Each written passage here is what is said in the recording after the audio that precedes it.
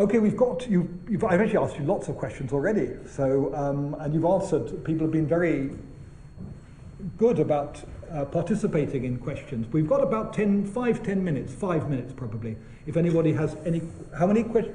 5 we've got, I'm told, at the back.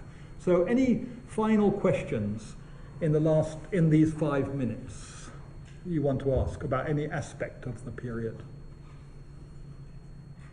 Yes? How was it that the wearing of the Jewish star was enforced?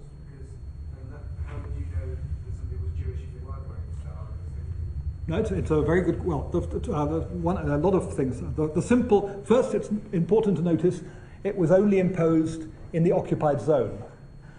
The Vichy government in the southern part, right, almost never said no to the Germans. The one bridge too far. They were actually happy to arrest Jews, they were happy to intern Jews, they were happy to deport Jews, but curiously, Vichy said no, the French population won't accept it. But in the occupied zone, they hadn't got control. So the Germans imposed it. Now, how did the Germans impose it? Basically, of course, you could be a Jew, you could decide not to wear it. What is amazing is, well, at the beginning of the occupation, the Germans and the authorities did a census of the number of Jews there were in Paris. And you'd have thought if you were a Jew at the beginning of occupation, you might not go and sign up. You might actually keep your head down. What is astonishing is that, and again, you can actually see the little file cards on each Jew in the Holocaust Museum in Paris. They're quite extraordinary to see, just card after card after card. Most of the Jews of Paris, they went and signed up for the census. They were asked to present yourself to the police on the morning, say how old you are, how many children you have, if you're Jewish and so on. Why did they do it? It seems to me astonishing now. I think why they did it is sometimes out of bravado. I'm not going to let them change my life. Sometimes they just couldn't believe what was going to happen. No one knew in 1940 that the Holocaust was going to happen. So the Germans actually had the addresses. So, of course, you couldn't know when you saw somebody in the street that they were Jewish. But if they looked Jewish, and if they were stopped, where you say, do people look Jewish? Well, some people do and some people don't. But if you did, and you were in a Jewish area, and you were stopped by the Germans, and you asked if you were Jewish, and if you were asked to show your papers, the Germans would know whether you were or not if you were in the census. Some people were arrested because they weren't wearing the star when they should have been. So, yeah, some people didn't wear it.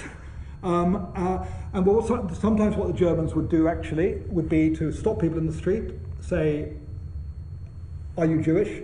The person says, no, I'm not wearing a star. Drop your trousers, particularly humiliating thing. And people who were circumcised, they would generally assume, or they would be assumed to be Jewish, and they would be carted off for not obeying the law. So your question is a very good one. How could you impose it? A mixture of people curiously obeying the law, because they didn't believe what was going to happen, and also knowing that the dangers of not obeying the law might be greater than the dangers of obeying the law. But it's a very good, a complicated and very good question. One there, yeah? Did you get, well, I'm not really sure, but people wear the star even if they weren't Jewish for sympathy? Again, another excellent question. It's very interesting that some people did, because when I was talking about my resistance things, some people wore the star as a kind of, exactly for that reason. They were very harshly treated because that was seen as, there was examples of people who sort of, students actually often, as young people sort of, as a kind, and not really realizing in the beginning they would lend themselves into trouble. So yes, as a kind of sympathy gesture, and that, I call that an act of resistance. I'm happy to call that, I'm happy to call that resistance. It was a dangerous thing to do, but it was an act, really, to try and defy and make fun of and show solidarity and so on. So the answer is, yes, some did, but not for very long, because the consequences of it were very grave. And so very quickly people were basically arrested and treated very... I've got 2 questions, but I think are we allowed to go on? 2? Okay, you were next, actually. Could people move freely between the occupied Again, obviously a lot to say about that, but it's a very if we go back to it, where is it? Yeah, I mean it's not a very detailed map here, but what you don't see here is actually some on that border there were, sometimes the border ran through a town. In fact, in one case, it ran through a house or a chateau on the Loire, somewhere here, absurdly. It was technically very difficult to cross over. You had to have a special pass. And indeed, this girl's family, for example, she decided, some of her family were thinking of getting down to the south, because it was safer in the south. It wasn't safe, but it was safer here than it was there. And there was a whole kind of network of smugglers, of people smuggling people across the line with false identity papers. And some of those people took money for it. Some people, of course, denounced people that they crossed the line. So technically, it was very difficult, but just look at how big an area it is. And I don't know how well you know the geography of France, but a lot of this is just countryside. It's very difficult to police it all. So there was an enormous amount of internal movement, but it was dangerous and it was illegal. And then the final question was somebody there, and then we'll end. Yeah. So you define resistance as anything that was against the law?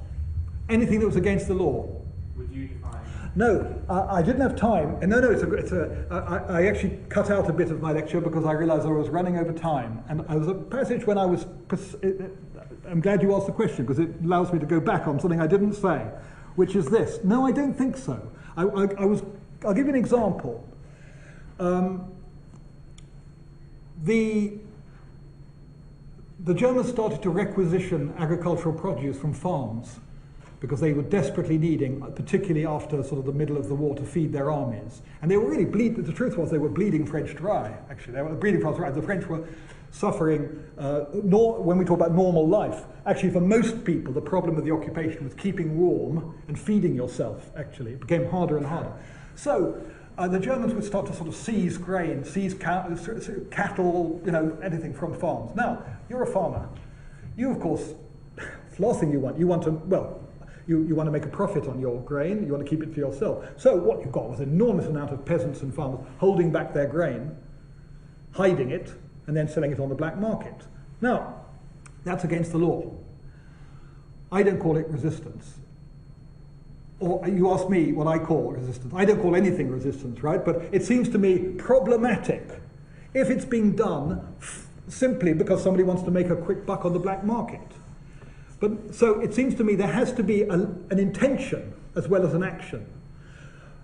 Somebody who walks down the road looking at Germans and thinking, oh, I hate Germans, I hate Germans, I hate Germans. And after the war, somebody said, what did you do in the war? And he said, oh, I hated Germans. Yeah, well, what did you do? Well, I went around hating them. That doesn't seem to me to be resistance either, because it's an act, it's a thought which has no consequence. My previous example was an act which has no thought. You see what I mean? And it seems to me that if resistance is to mean anything, it's about what you might call a convergence between thought and act at some level, if that, as a very brief answer to that question.